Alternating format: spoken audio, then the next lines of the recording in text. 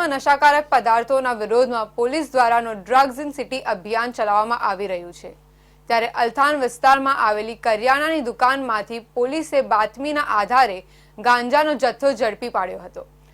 કરિયાણાની દુકાનમાંથી 7 કિલો ગાંજાનો જથ્થો ઝડપી પાડીને પોલીસે 2 ઇસમોની ધરપકડ કરી છે।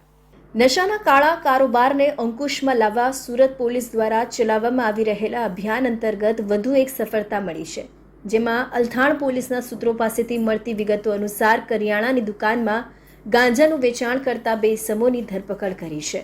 બંને ઇસમો પાસેથી 7 કિલો 62 ગ્રામ પ્રતિબંધિત ગાંજાનો જથ્થો પણ મળી આવ્યો છે, જેની કિંમત 76.120 રૂપિયા છે।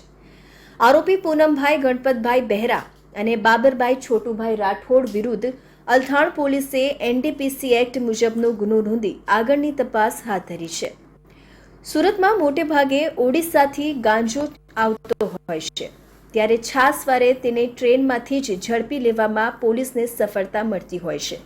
ત્યારે આ નશાકારક પદાર્થ હવે લોકોના જીવન જરૂરી કહી શકાય તેવા કરિયાણા સ્ટોર પર પણ પહોંચી ગયો છે અને ત્યાંથી કરિયાણાની જેમ વેચાણ થતું હોવાનું સામે આવ્યું છે। ત્યારે ગાંજાનો જથ્થો આપનાર અન્ય એક આરોપીને વોન્ટેડ જાહેર કરવામાં આવ્યો છે।